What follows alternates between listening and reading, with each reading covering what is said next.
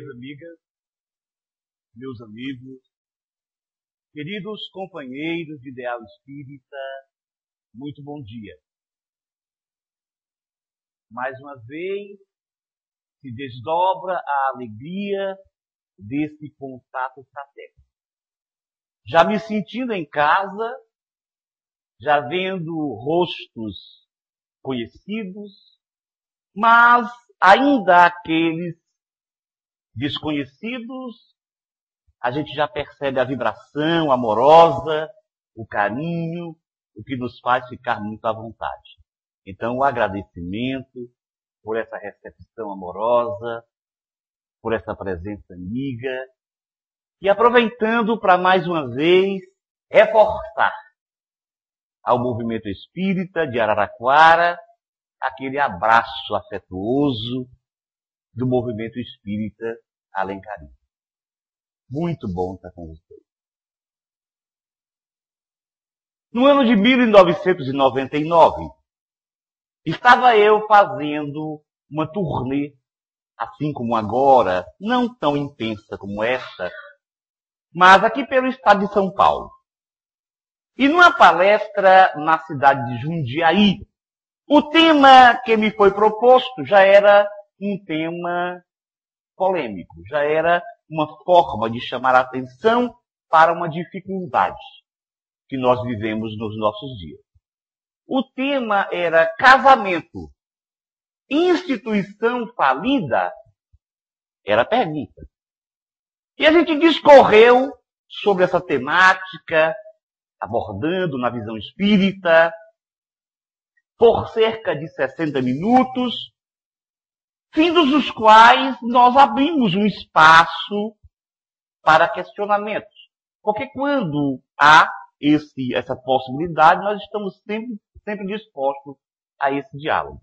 E logo que se abriu o espaço para o público, um auditório assim cheio, lotado como aqui, um companheiro no meio da plateia ergueu o braço e disse: doutor, eu posso fazer uma pergunta? Eu, pois não, à vontade. Ele disse: eu queria saber se existe vida depois do casamento. E aí todo mundo riu. Foi uma risadaria geral. Porque ele fazia uma analogia com a questão da morte. Porque muita gente fala assim: esse negócio de casamento é uma morte. O nosso companheiro, de certo, que a gente conhece, que a gente sempre vai lá, tem um contato com ele, ele de certo fez a pergunta para criar um clima de alegria, de descontração. Mas a pergunta procede. Porque nós sabemos muito bem que nos nossos dias o casamento está em crise. No Brasil, 33% dos casamentos se findam. Boa parte deles nos primeiros 2, 3 anos. Na época, 25%. Hoje, 33%.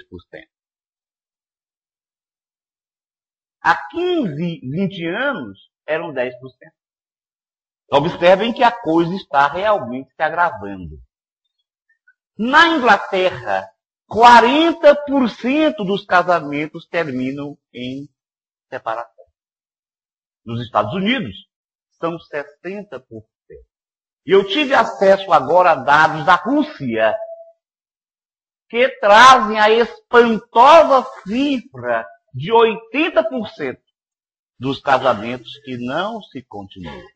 Então, a pergunta do companheiro, embora de maneira jocosa, engraçada, ela procede. Nós estamos no mundo em que há uma insatisfação em relação ao casamento. Há motivos para isso. Tanto motivos no que respeita à forma de encarar a vida, a maneira de viver nos nossos dias, as exigências da sociedade, as perspectivas de prazer, E, além disso, o próprio fato de nós nos encontrarmos em um momento decisivo do progresso planetário. Todos esses momentos em que há transição, nós temos uma exacerbação dos problemas. Toda transição é caótica. O caos é uma característica da transição. Mas hoje, é a própria ciência quem vem nos lembrar que o caos, mesmo o caos, é organizado. Existe uma organização implícita naquilo que é caótico. Porque há leis maiores que nos regem os passos.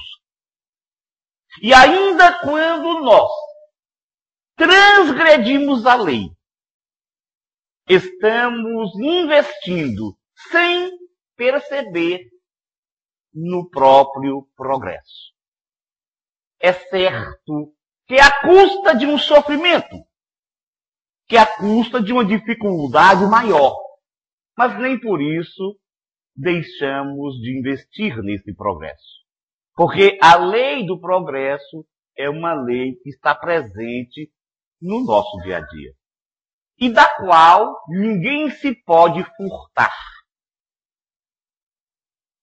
Uma outra dificuldade que se apresenta no nosso mundo, e cada vez mais, exatamente em função dos nossos gostos muito materializados, da nossa preocupação intensa com o que se pode tirar de prazer no mundo, é porque a gente não consegue entender o significado evolutivo de cada faixa etária, de cada ciclo da vida. Vocês lembram, já estudaram sobre isso, que a embriogênese, o período que vai desde o momento da concepção até o nascimento, a embriogênese mimetiza a filogênese, que é o processo de evolução da vida no nosso planeta. Desde quando se formaram os coacervados, há cerca de 3,5 bilhões de anos atrás, até o aparecimento do homem. Se nós acompanharmos o desenvolvimento embriológico, vamos ter isso. E vamos ter, inclusive, fases da embriogênese que lembram os outros estadiamentos de vida na Terra. Assim também acontece com o espírito. O espírito, ou a massa espiritual, que compõe um planeta, que estadia, que aprende, que está matriculada num planeta, também passa por fases. Da infância à maturidade. Então, quando nós nascemos, nós temos fases da vida física que têm um significado para o espírito. Na infância, o espírito, como nos ensinam os imortais em O Livro dos Espíritos, o espírito está como que repousando das suas faculdades mais profundas. Ele está esquecido do passado e se preparando para aquela nova vilegiatura corporal, para a nova experiência do corpo.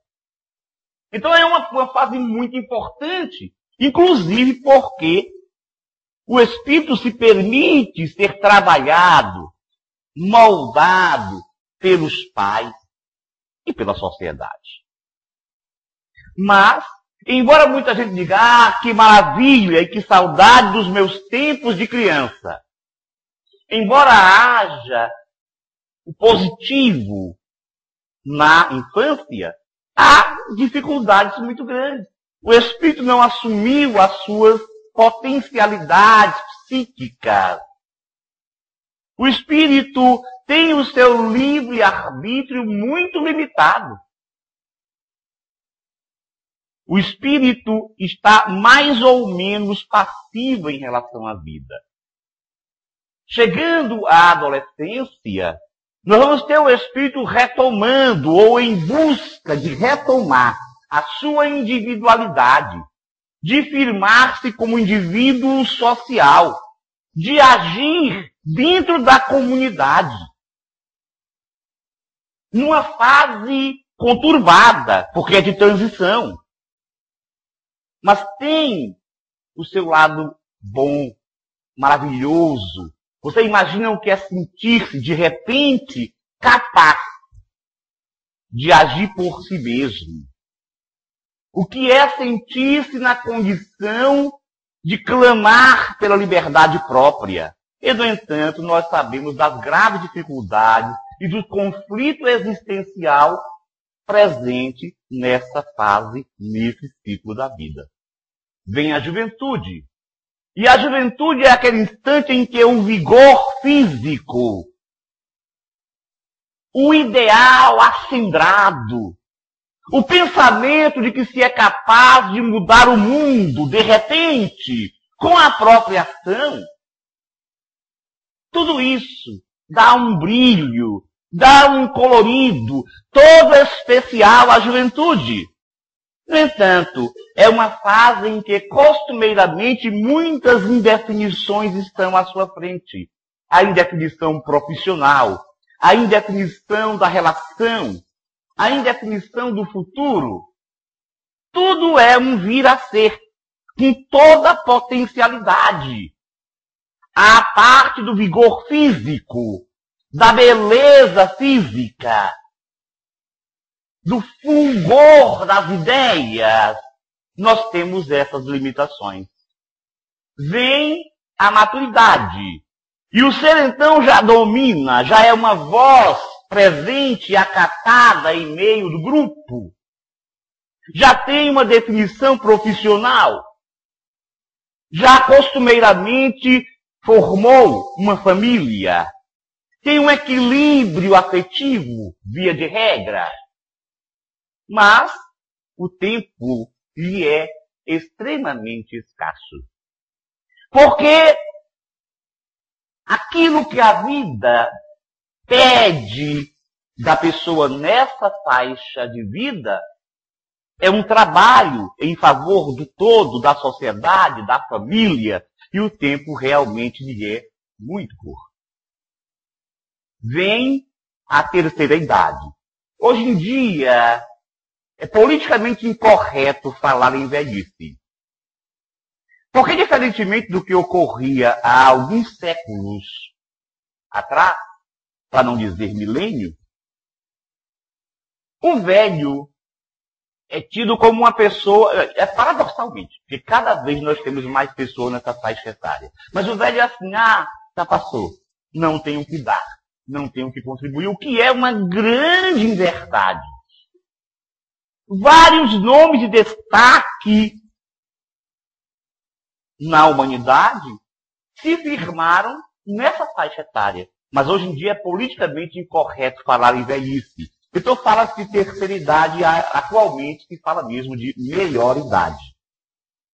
Essa faixa da vida é uma faixa em que a pessoa já tem a sua impulsividade mais contida.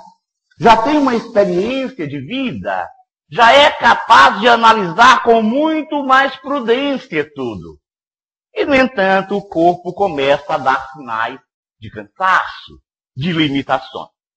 Então vejam que todos os ciclos da existência corporal têm o seu lado positivo e têm o seu lado negativo. Mas, mesmo este lado negativo, só o é do ponto de vista da humanidade encarnada. Nós só pensamos assim enquanto estamos aqui, matriculados nessa escola. Porque do ponto de vista espiritual, mesmo essas situações consideradas negativas, esses obstáculos, essas limitações, essas dificuldades têm uma razão no crescimento anímico. Tem um motivo para o desenvolvimento do espírito. Então, nada mesmo das nossas experiências no mundo se perde.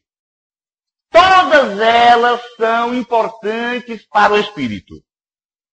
No entanto, um dos graves problemas que nós enfrentamos é exatamente o de pensarmos assim. Eu gostaria tanto de ser criança quando ser adulto. Ah, como eu queria ser adulto quando ser criança. Bom mesmo é a juventude quando se está na terceira idade. Nós nunca estamos satisfeitos com o que temos. Porque nós deixamos de analisar o que é positivo.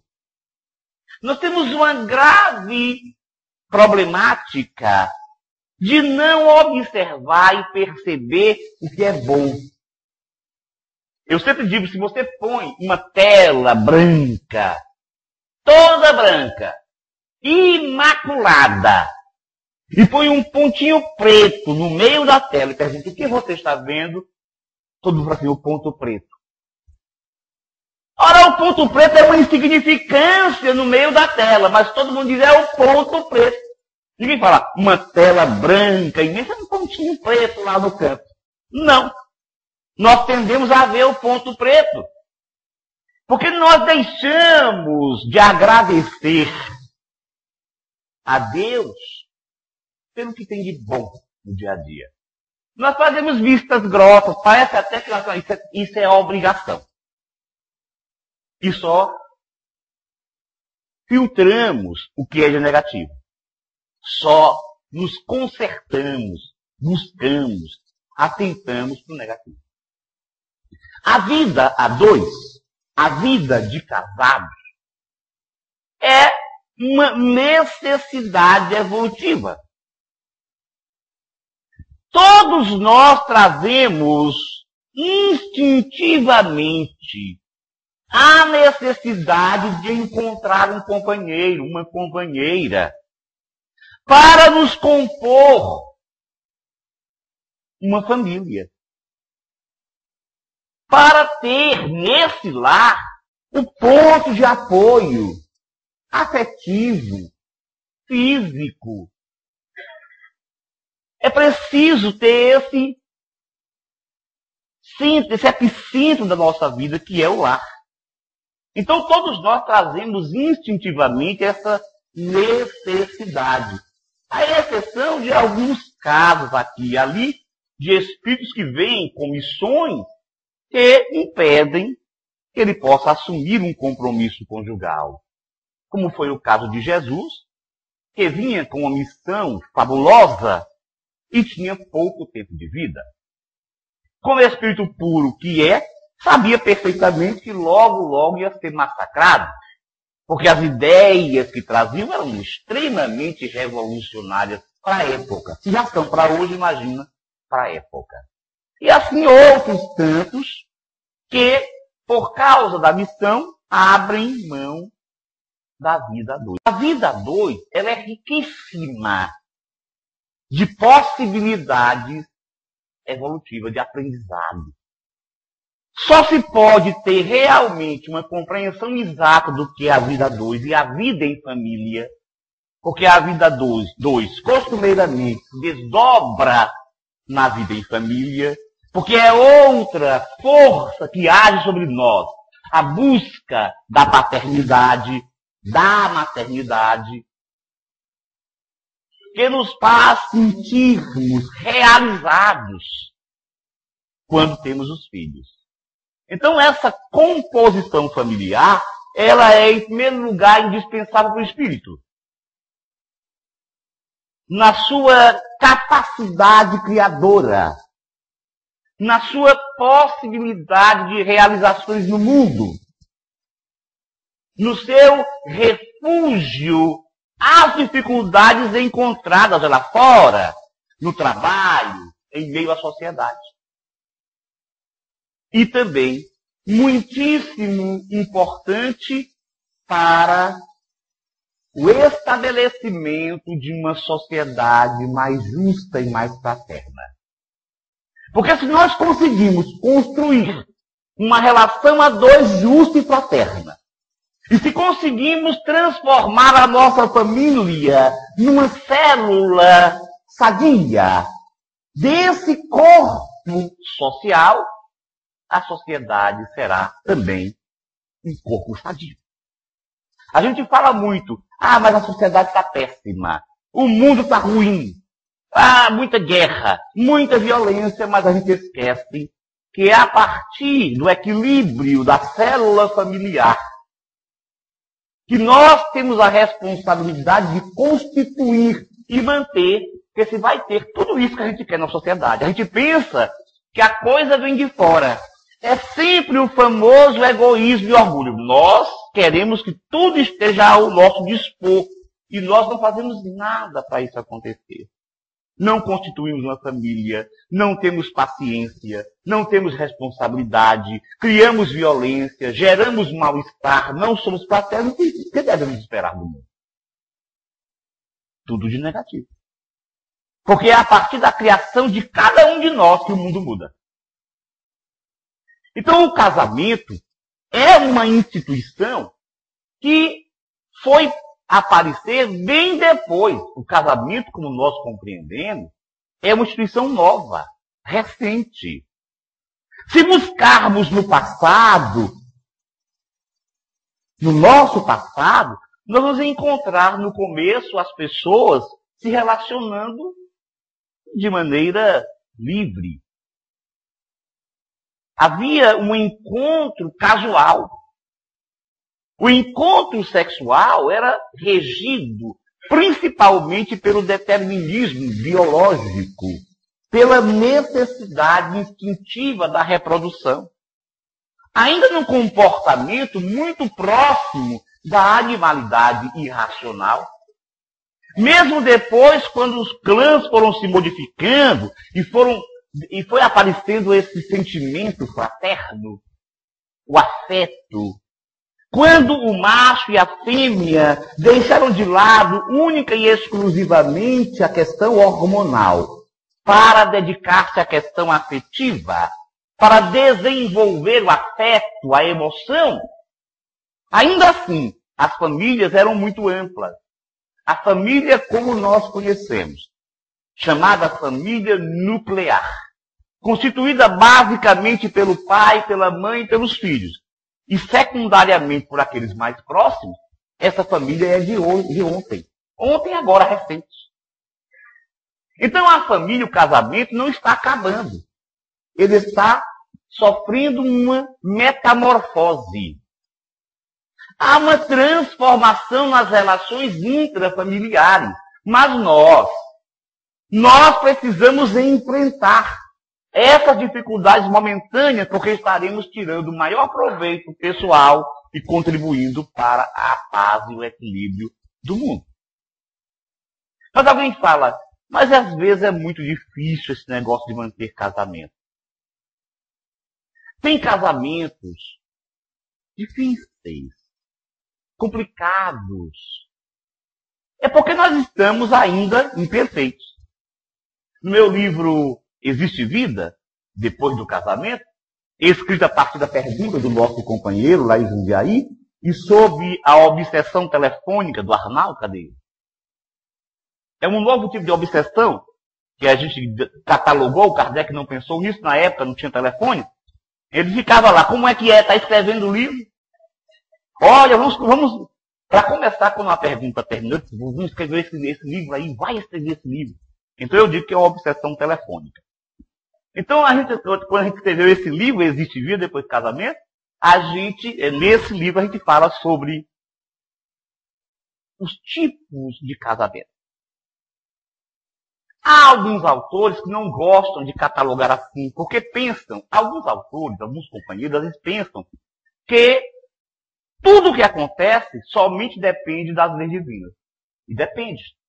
Mas dentro de um determinado limite, Deus nos dá livre-arbítrio para que nós possamos construir.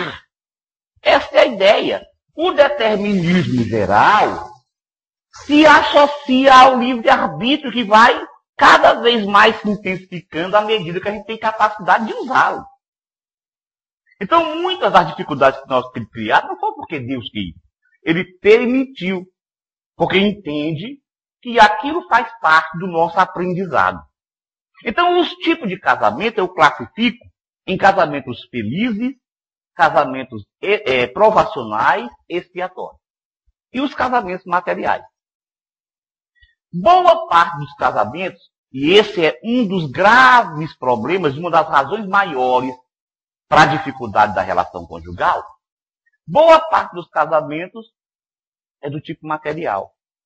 O que é um casamento material?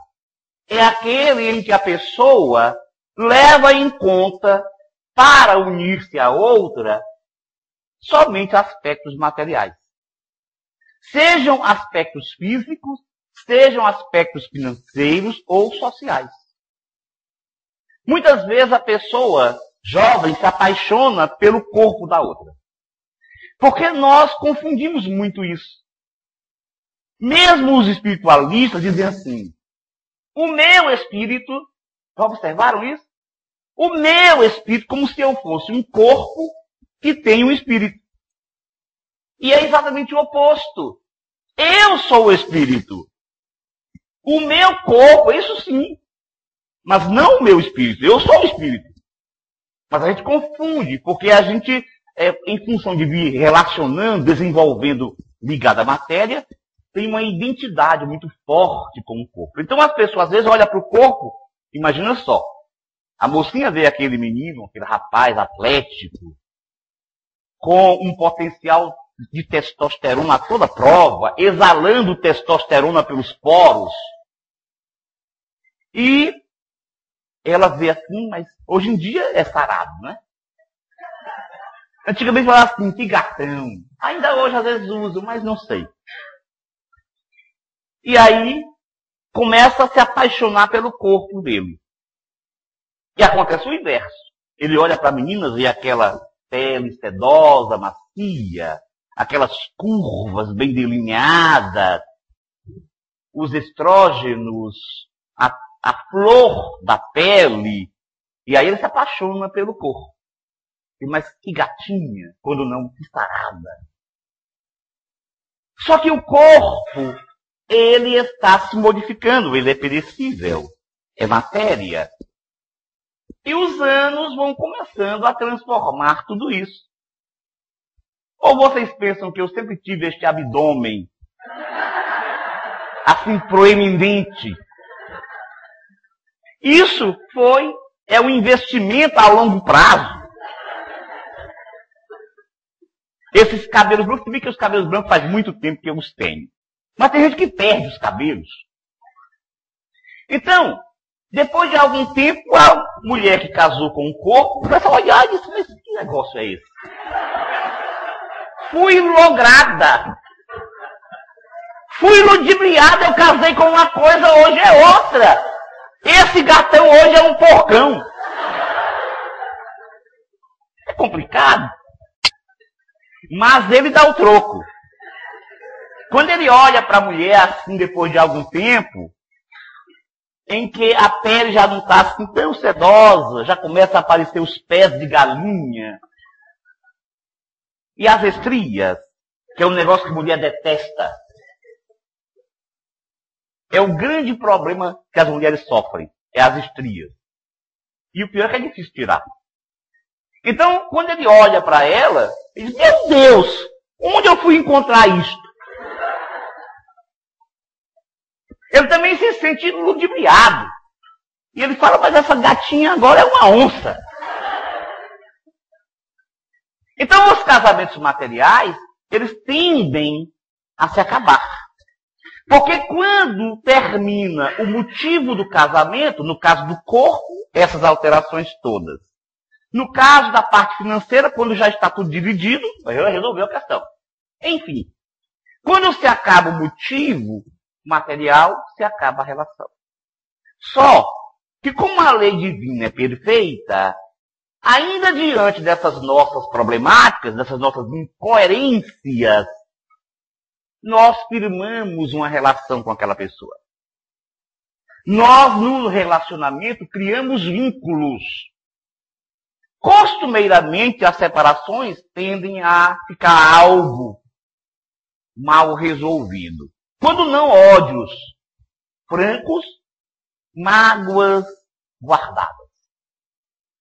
E esses espíritos que criaram uma situação mal resolvida tendem a voltar juntos para reequilíbrio. E aí surgem os casamentos expiatórios. Porque como ambos têm dificuldades de um para o outro, a lei os traz, os junta para que eles possam resolver a problemática. E é claro que a relação vai ser mais difícil. Porque eles têm que superar as animosidades que estão no fundo do inconsciente.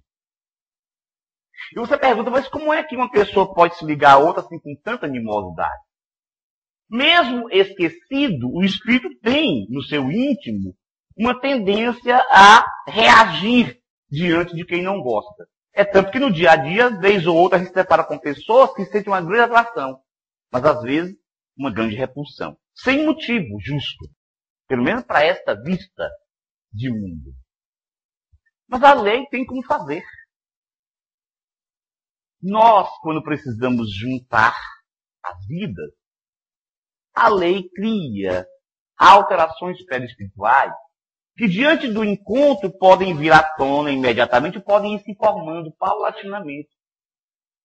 Que atrai.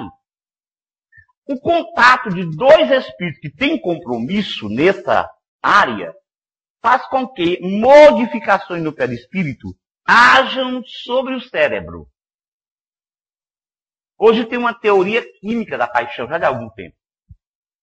Os teóricos dizem o seguinte, que a paixão se caracteriza pela presença em grande quantidade, em grande atividade, de alguns neurotransmissores, substâncias químicas produzidas pelo cérebro, dentre as quais nós temos a noradrenalina, a dopamina e a feniletilamina.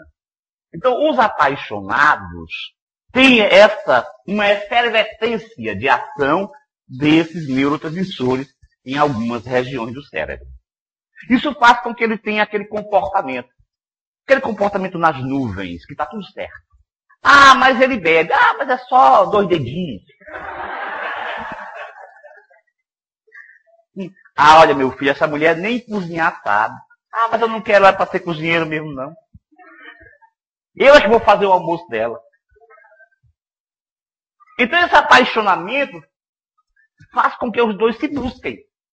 A paixão, dizem os espíritos, ela alerta para uma necessidade que nós temos. As paixões não são ruins. É a exploração do apaixonamento que vai dar problema.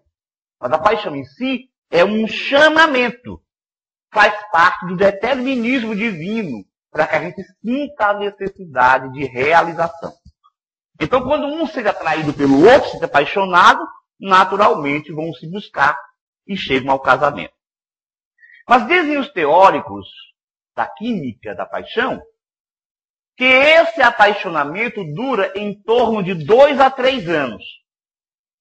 Depois do que a pessoa cai na fase de realidade, onde o neurotransmissor mais utilizado nessas regiões vão ser as endorfinas, que dão assim uma serenidade. Esses 2, 3 anos de apaixonamento são bastante para que os dois criem laços importantes. Porque depois que eles caírem na fase da realidade, eles já têm uma história que permite a superação de obstáculos e dificuldades. Mas quando não se cria essa história, quando a preocupação é material, e a pessoa termina aquele encantamento da paixão, diz, puxa, onde é que eu estou? Onde eu vim parar? E aí nós temos. Daí porque grande número dos casamentos terminam aí com 2, 3 anos.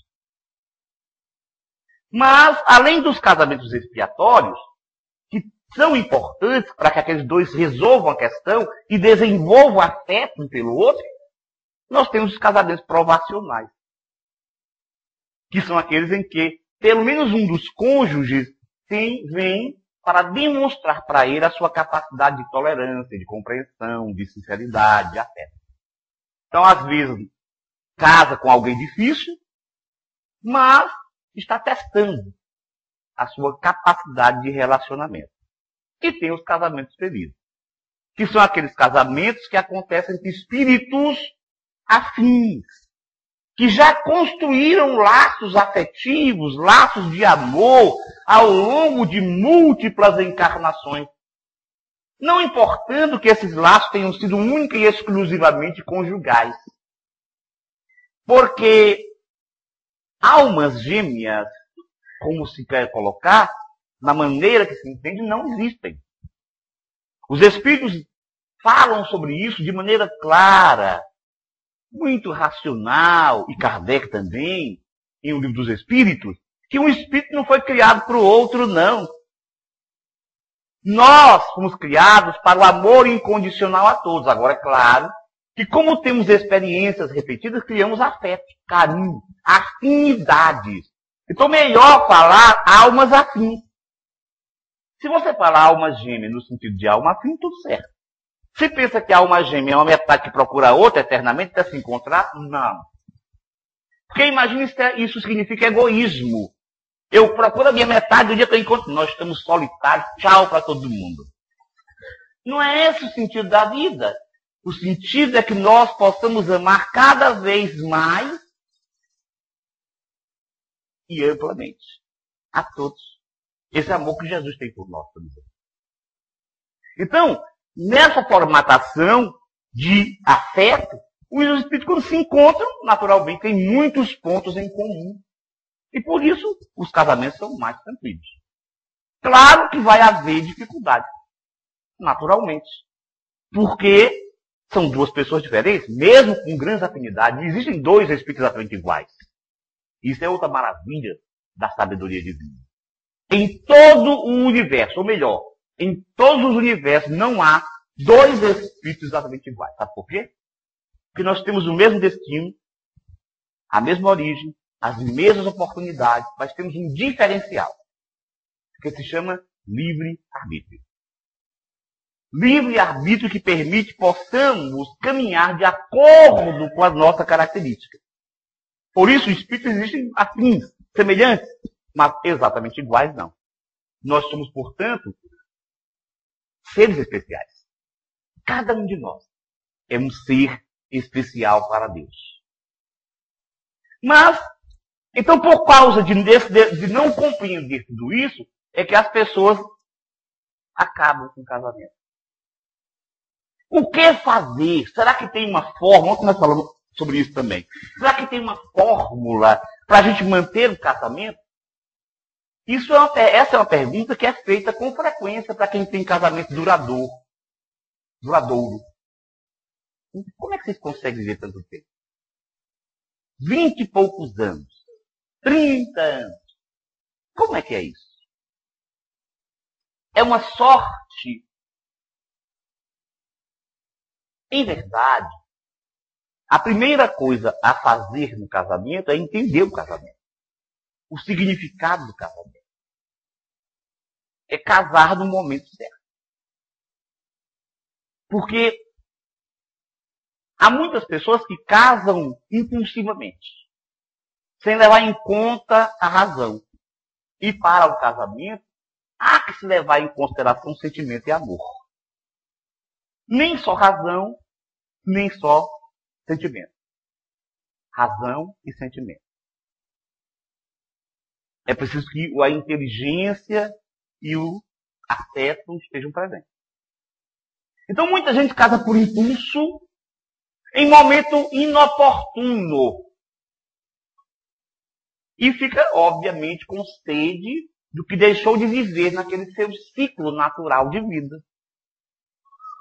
Fica sempre querendo alguma coisa. Eu conheço casais que se separam porque, embora tenham afinidades, até amor, afeto, mas pelo menos um não conseguiu superar aquela coisa da juventude, da aventura. E aí começa a querer viver a juventude que não viveu. E isso é um problema. Então é preciso se preparar para o casamento. Compreender o significado do casamento. Às vezes, a gente vê com frequência, as pessoas vão casar, e aí fazem, principalmente os homens, e fazem uma despedida de solteiro. Eu digo, olha, quem faz despedida de solteiro, a não ser que um faça por causa do ato social, mas se sentir essa necessidade, não está apto para casar. Porque o casamento, ele é emoção e inteligência. Ele é um comportamento. Você, quando formaliza o seu casamento perante a lei humana, você já deve se sentir casado. É quando a relação chegar a um ponto que os dois se sentem casados, sentem junto um ao outro, a necessidade de ali estar presente na vida do outro, então não tem mais outro interesse. Por que decidir solteiro? Já se despediu há muito tempo. Já nem é mais solteiro, psiquicamente. Então, quando se tem necessidade de despedir, puxa, eu vou me despedir, vou me esbaldar hoje. Amadureça a ideia do casamento. Porque não está ainda no ponto. O ponto é aquele que a gente está junto. Se sente junto. Já se sente casado. Emocionalmente, psiquicamente, intelectualmente. E aí sim. Aí, bom, já que a gente está casado mesmo, vamos só formalizar isso legalmente. E quem tiver religião que tenha lá os seus rituais, que faça rituais. Do Espiritismo, nós não temos rituais. Nem de casamento. Então, às vezes, as pessoas dizem, mas como é que eu faço agora? Casa na justiça. Não tem problema. Mas não tem ritual. Porque não é uma religião formal. É uma religião látex. Sentido amplo da interação com o Criador. Então, essa dificuldade, essa incompreensão do casamento, é o maior problema. Por isso, alguém diz assim, eu vou para a morte. Porque se você ainda pensa, ainda tenta, ainda imagina viver muito na sua juventude, então você vai para a morte. Não se sente casado, intimamente. Mas existe, não uma regra assim fixa, mas eu, como sou ousado, abusado, eu costumo dar uma sugestão. Então, no meu livro Existe Vida Depois do Casamento, eu dou algumas sugestões para a saúde do casamento. A primeira delas é o respeito. A necessidade de respeito recíproco, de entender que o outro é uma individualidade. Muita gente pensa que o casamento é uma coisa assim, que casou, pronto, acabou. Eu não sou mais eu. Não é isso. Cada um continua sendo ele mesmo. Ele continua e ela continua. As individualidades permanecem. O que se faz é criar uma terceira entidade, que é o vínculo conjugal. O vínculo conjugal passa a ser a interseção dos interesses, sentimentos e pensamentos dos dois.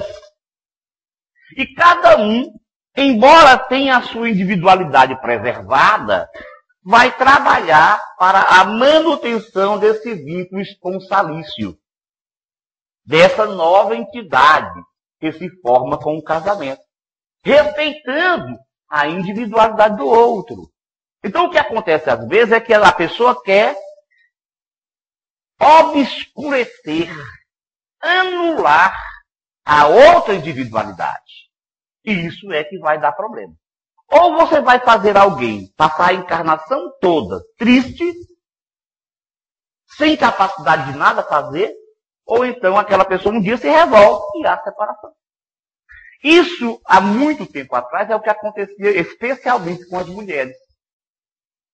Porque a sociedade as colocava como dependentes sempre, como passivas sempre. Ela, se resolvesse se separar, era mal vista, então ela acabava submetendo-se a viver aquela encarnação toda sob o jugo do marido, anulada do ponto de vista da individualidade, porque não tinha outra saída. Não tinha coragem para enfrentar as dificuldades naturais da sociedade. Hoje, com a mulher, já modificou essa relação, ou vem modificando, ela já tem a sua liberdade, ela já tem a sua participação, ela já é aceita como elemento gerador de serviço na sociedade, como uma trabalhadora, embora mal remunerada ainda. Mas ainda isso já existe. Então ela pode dizer, não quero. Vocês sabem que 72% dos divórcios, das separações litigiosas, aquelas encrencadas, que não se acertam, tem origem no pedido de mulher. É a mulher que quer. Porque o homem, muitas vezes, está bem. Como o homem enxerga o casamento como de outra forma, ele vê o casamento como uma constituição de uma família. E a mulher vê o casamento como uma relação de amor. Essas diferenças masculina e feminina também são outro problema quando a gente não entende o outro. Então, 72% dos divórcios desse tipo, litigiosos, a mulher que tomou a iniciativa. Então, isso vai mudando. Então, nós estamos começando, é necessário, portanto, respeitar a individualidade do outro. O que não significa serem ausentes um do outro. São duas coisas diferentes. Eu respeito a individualidade, mas eu tenho, naturalmente, um compromisso com aquela pessoa. Não é assim, onde é que você está? Não sabe, não interessa. Não é. É isso. É claro que como nós temos um vínculo, interessa o que você faz. Não é para ficar cerceando a vida do outro, não. Não, é para você saber. Eu preciso saber onde você está. Você precisa saber onde eu estou. Então, respeito é a primeira sugestão. A segunda é afetividade. O afeto, o carinho, a carícia são alimentos para a alma. Sem isso, a alma perde o vício. Deixa de ter aquela vivacidade. Então é preciso sempre estar preocupado em dar afeto. Com o tempo, nessa questão vai para um lado, vai para o outro, trabalha, não sei o quê, se preocupa com isso, com aquilo, chega tarde, as pessoas esquecem de dar carinho para outra. Às vezes a vida sexual continua, mas é uma coisa mais ou menos mecânica. Faz parte das obrigações conjugais. E a lei assegura isso, vocês sabem disso, né? Quer dizer, você tem uma atividade sexual porque você é casado, então tudo bem. É uma coisa automática, assim, de rotina. E, no entanto, todos nós necessitamos de verbo afeto. De carinho. Quantas vezes, quanto tempo o casal passa sem olhar para o outro e fala assim, eu te amo. Sabia que eu te amo? Ah, alguém fala assim, mas racional. Ah, mas ela sabe que eu amo. Eu vou ficar dizendo esse negócio para ela. Ela sabe mesmo, mas não é bem assim.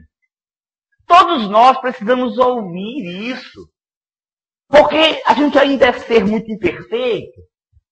E tem lá as dificuldades, complexos, íntimos. E então é tão bom ouvir, eu te amo. Gosto muito de você.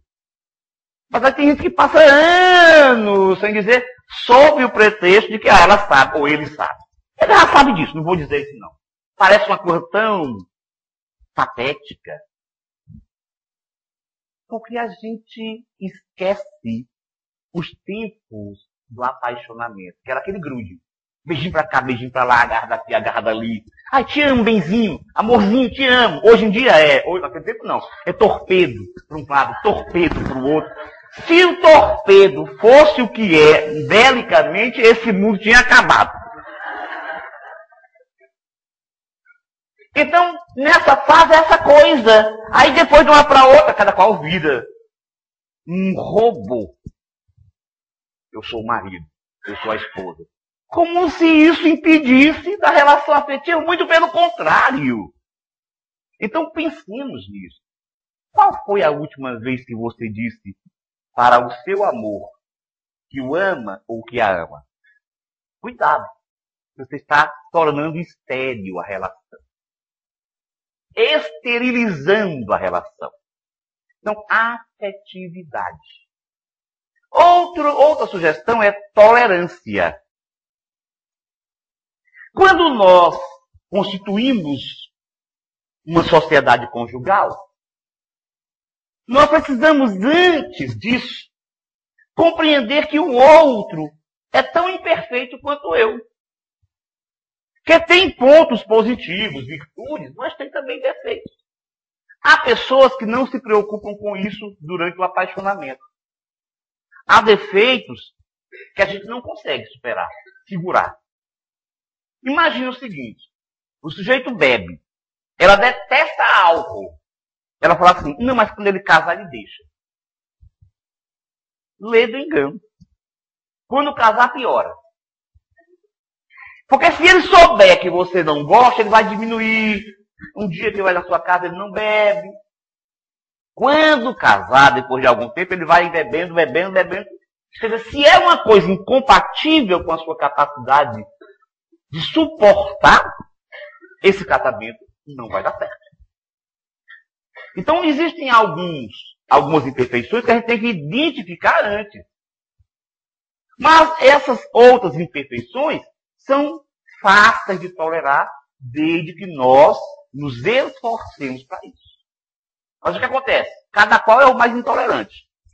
Então, um cria um problema, o outro cria, passam a se ogerizar por causa das imperfeições. Então, tolerância.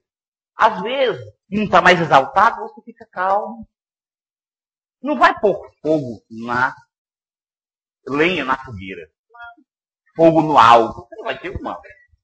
Então, deixa acalmar, depois você conversa.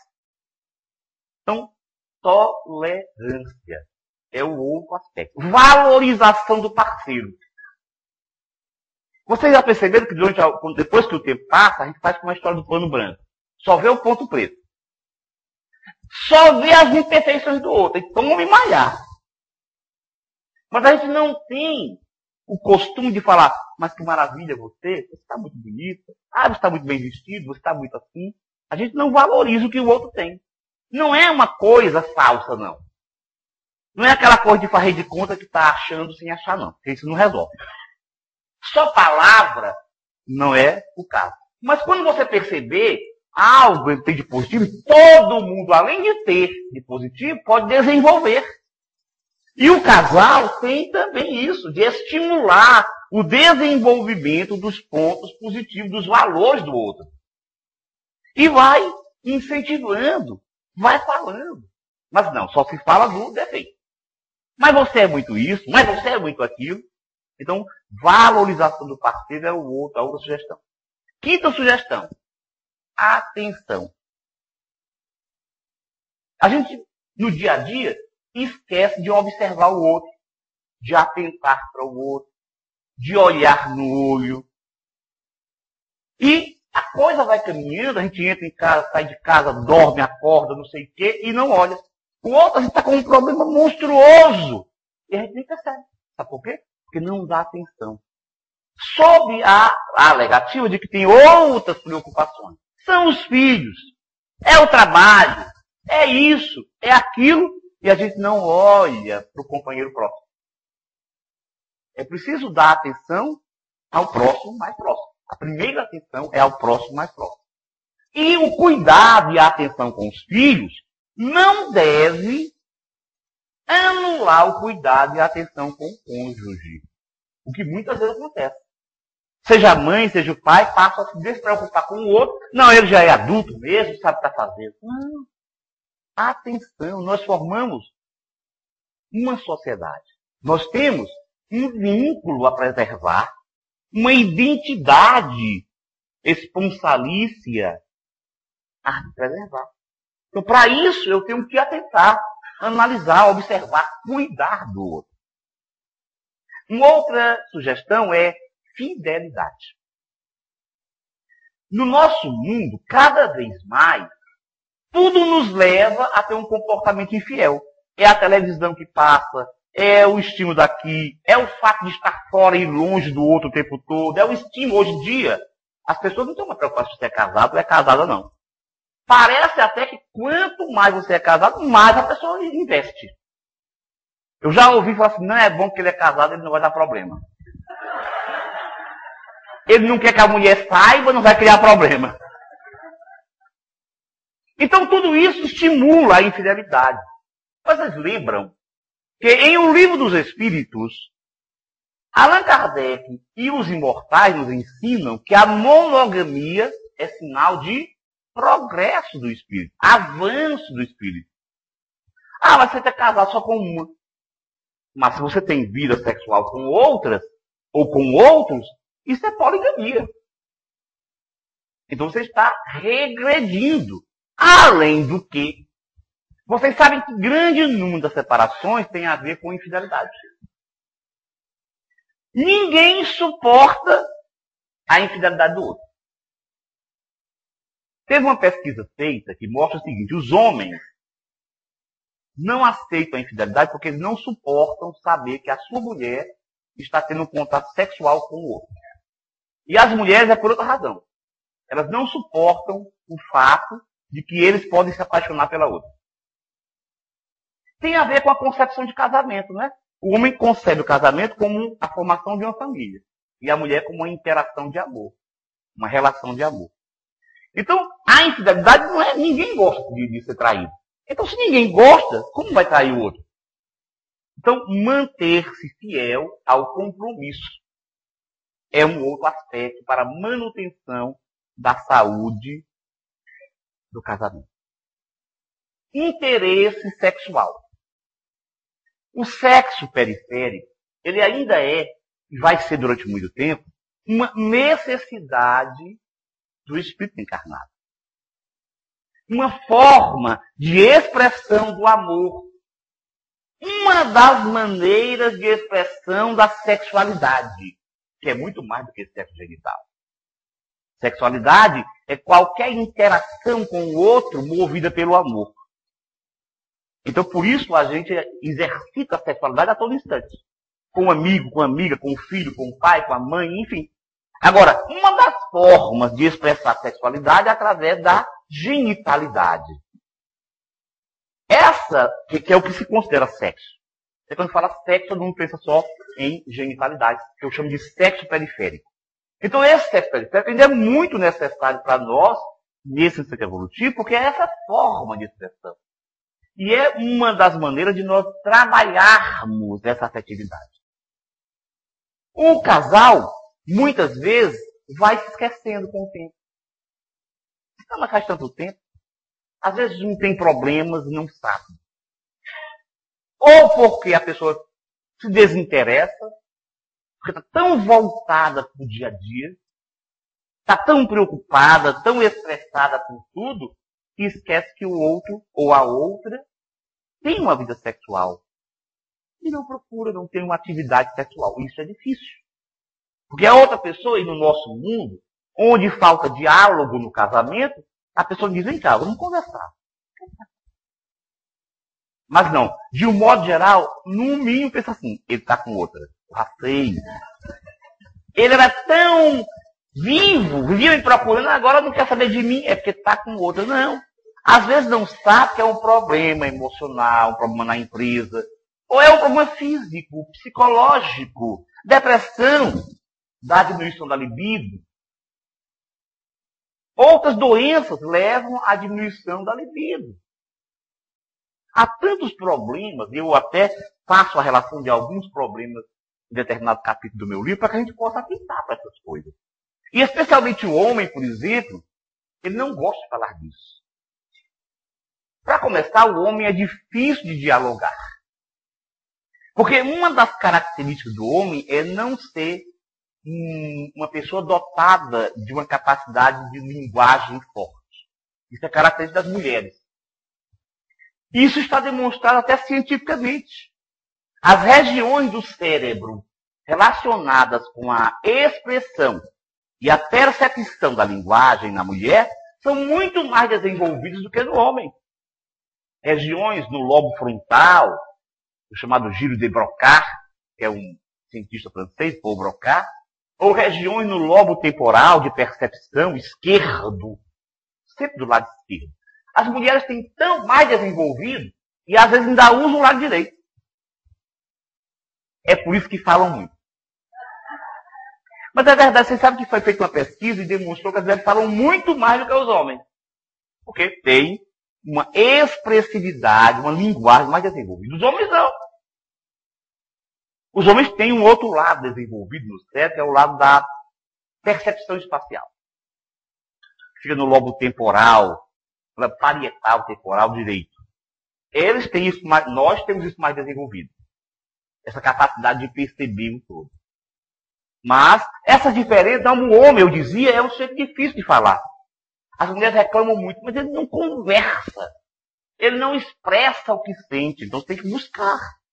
Tem que estar junto. Você já sabe que essa é uma diferença entre homem e mulher. Então conversa, chega junto, estimula, encoraja. E especialmente quando fala de problemas sexuais, aí complica. Quantas vezes o homem está com problemas de impotência? E aí a impotência tem a ver com o emocional mesmo. E ele não fala para a mulher, tem vergonha. Ela vai dizer que eu não sou mais. Não vou dizer uma coisa dessa, que ela não vai dizer. Então, ela continua, o que ela vai pensar? Ele não gosta de mim, nunca mais me procurou, nem liga mais para mim. E na verdade ele está com um problema, que precisa ser resolvido. Se os dois tivessem diálogo, iriam juntos buscar a solução do problema. Então, é preciso estar atento para o interesse sexual. Porque é uma necessidade de todos. E alguém fala, mas é porque nós somos velhos. É outro tabu. Claro que a interação, a intensidade, a frequência das relações sexuais diminui com o tempo. Tem a ver com a característica pessoal e tem a ver também com a faixa etária. Mas isso não significa que, porque a pessoa está na terceira idade, não tem interesse sexual. Isso é conversa. Então o casal pode perfeitamente ter uma vida sexual compatível com as suas necessidades ao longo da vida, sem nenhum problema. Essa coisa que foi criada é a ideia, primeiramente, de que a velhice é uma fase nula. Segundo, de que sexo é pecado e só serve para procriação. Mas, bom, a pessoa na terceira idade já perdeu, não vai mais procriar, então não precisa mais ter sexo. É outra bobagem. Porque o sexo, eu repito, é uma das formas de interagir do ponto de vista afetuoso de amor. Além do interesse sexual, é preciso ter amizade. Uma vez eu conversar sobre isso com uma amiga, eu falei assim, amizade? Não, quando eu for amigo da minha mulher, eu não quero mais conversar com ela. Ao contrário. Quanto mais você é amigo, mais você tem intimidade, mais a relação se intensifica. Então, seja amigo da sua mulher. Seja amiga do seu marido. É preciso fortalecer os laços de amizade. Essa amizade que faz com que a gente confie no outro, que ouça o outro, que seja importante o pensamento do outro. Então, cultivar a amizade. Cumplicidade conjugal.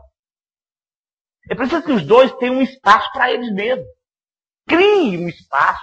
Em qualquer fase da vida, mesmo quando tem os filhos, mesmo quando tem problemas, crie um espaço para estar junto, para conversar, trocar ideia. Não é só para ter uma relação sexual, não. É para conversar, para rir junto, para sair, para se divertir, para visitar amigos. Enfim, é aquele momento em que você mantém o laço próximo. Para dizer conversa, jogar conversa fora um para o outro, para dizer bobagem. Sim, é o que eu chamo de cumplicidade conjugal. Está junto, cúmplice da vida. Porque quando nós casamos, nós não somos apenas amantes. Somos sócios, companheiros, professor e aluno, cúmplices na vida. Isso representa o casamento. E, por outro lado, uma décima sugestão, que é a de cuidar da aparência. Porque a pessoa com o tempo vai se desleixando. Então o marido chega, tá a mulher toda andrajosa. Lá, ele chega, olha para ela, tá ali, ela toda descabelada. Com aquele avental, aquela roupa toda suja. E aí ele, a televisão lá, ligada, que é uma invasora dos nossos lares, aparece a modelo, toda bonita, no melhor ângulo, toda bem cuidada, bem vestida. Ele olha assim, meu Deus, o que é isso? Eu queria era essa aqui, a Gisela Bündchen. E ela faz a mesma coisa, chega ele, todo desleixado, descabelado, não sei o quê, com aquele pijama horrível. E ela olha para ele, vê na televisão, o Tiago Lacerda,